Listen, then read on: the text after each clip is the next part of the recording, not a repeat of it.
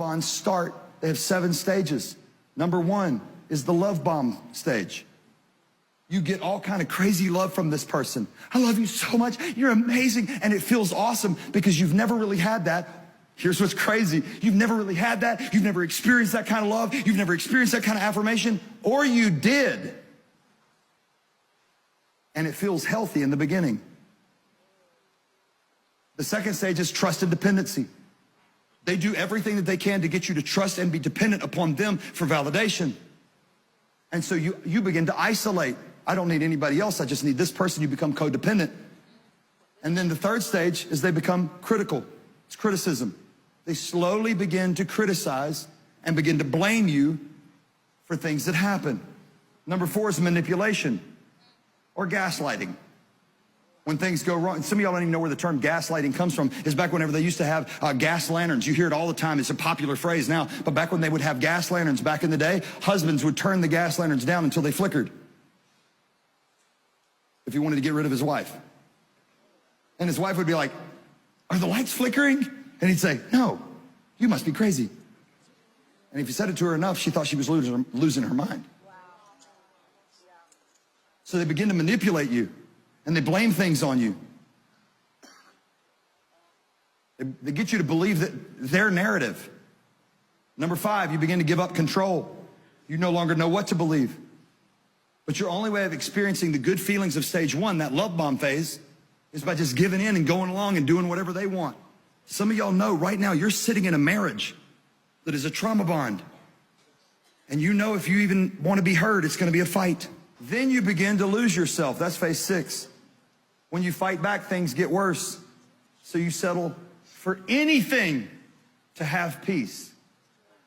And you begin to lose all of your confidence. Now here's what I need you to understand. Some of you are the one who's bringing the trauma into the relationship. If you're doing it intentionally, please go quickly to counseling and get yourself some healing. Maybe you were abused and you've become an abuser. I don't hate you. I'm trying to help you. Get some help outside of yourself. Maybe you were so controlled by your parents that you've become a controller. Get somebody to help you. I'm not giving up hope on you. I'm not throwing you away, but I am very clearly telling you, you absolutely have to have some help. In fact, if I'm describing your relationship and you're getting mad because I'm exposing you, you have a problem and you need to deal with that or you will never find fulfillment in controlling someone else. And if you're in that relationship, understand me, if you don't get help, it'll destroy you. And especially if it is physically abusive, you need to get out right now. You need to move out right now. You need to get some help right now. Because the 7th stage is addiction to the cycle. You get addicted to the highs and lows.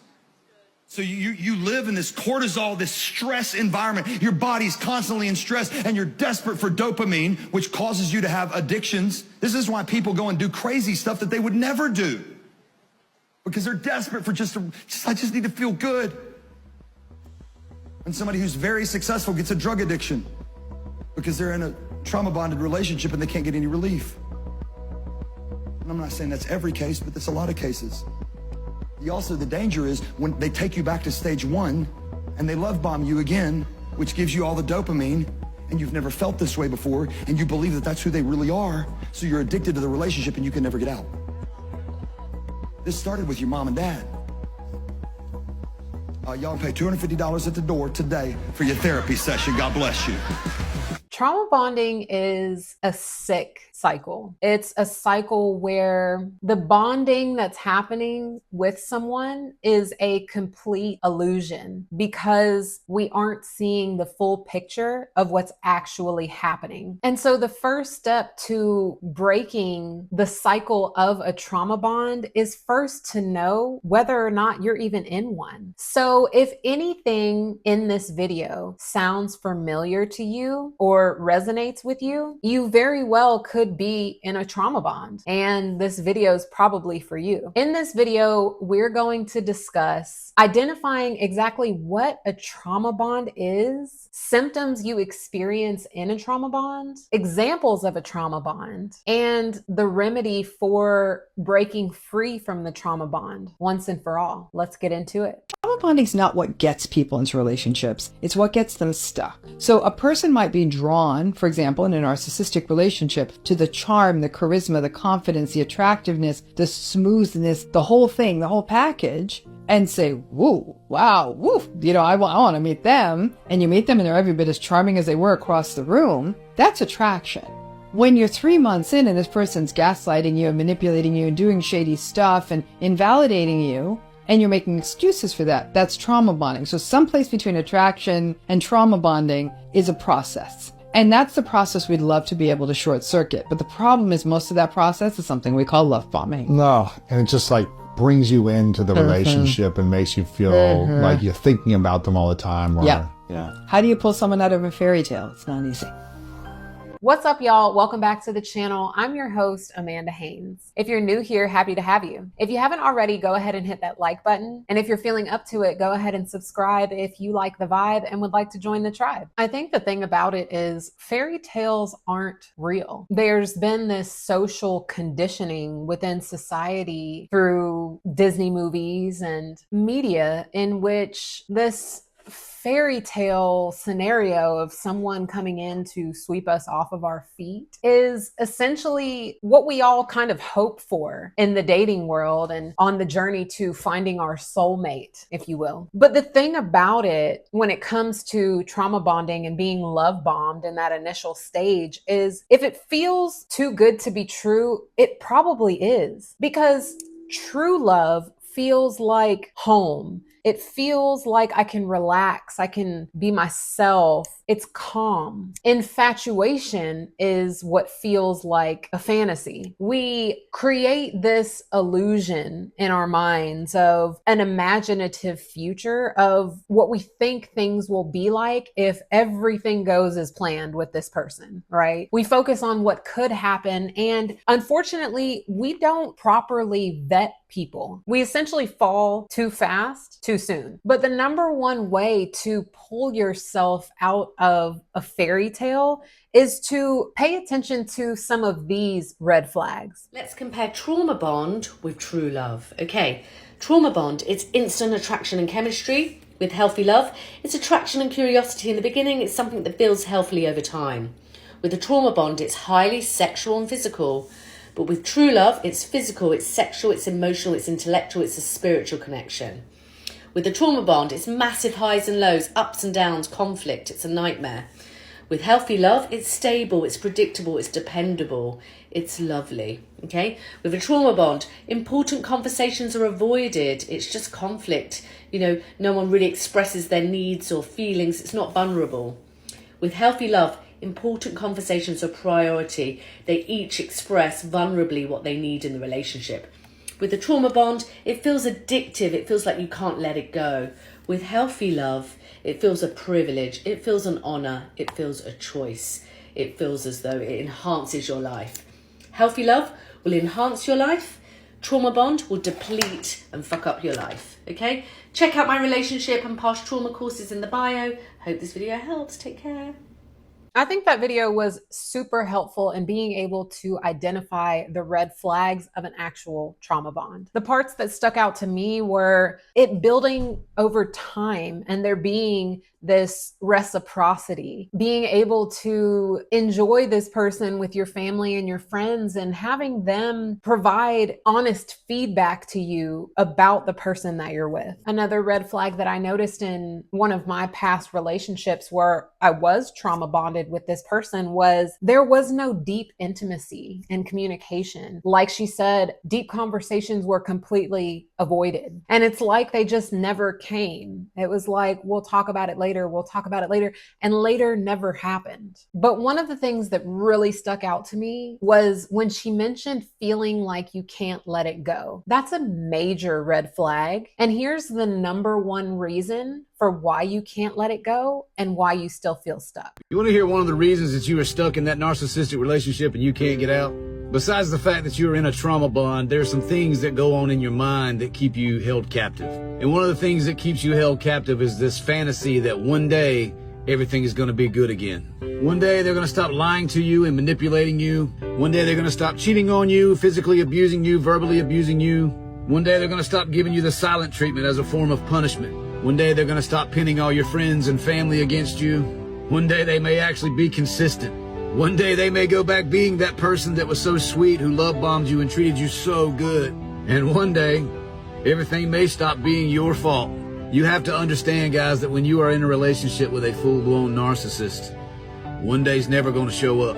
And that fantasy of the would have, should have, could have is keeping you held captive. They do not have the capability of being who you need them to be. You will never have a healthy relationship with these kinds of people. So I want to encourage you guys, if you are stuck in a relationship like this and you are trauma bonded, it's very, very important that you escape this toxic relationship, because it's never going to get better, and one day is never going to come. Those of you who have survived this kind of relationship, please drop me a comment and let me know how you got out and how you're doing now. We get so stuck in dating people's potential. Like, I've noticed that being a major issue in the dating world is we're not dating the actual person, we're dating the idea of the person. So dating the reality of the person means being okay if the person never changes, if they never do anything different, if they never treat you any different. Are you okay participating in this relationship? If you've made it this far in the video, it's important that you get out of this trauma bond. And if you're in a place where you can't get out, pray about it. But you ultimately have to get some help, because like he said, things are never going to change. It's wonderful to remain hopeful and to want to see the best in someone. But if it's at the detriment of your own well-being, and this person isn't making any progress towards trying to get help themselves or trying to show up better or different in the relationship, it's time for you to prioritize your own well-being. And ultimately, what keeps the cycle going is never getting help. And as much as the person that you're trauma bonded with needs help themselves, the fact that we continue to participate in relationships that don't build us up and that actually tear us down means that we too need help in addressing why that's okay for us. It's important to convince yourself that the relationship will not get any better, because you can't make someone address their trauma. But ultimately, there's another reason that letting go seems impossible. Interesting is when people gloat about this connection that they have with another person, not understanding that a trauma bond is also a connection too.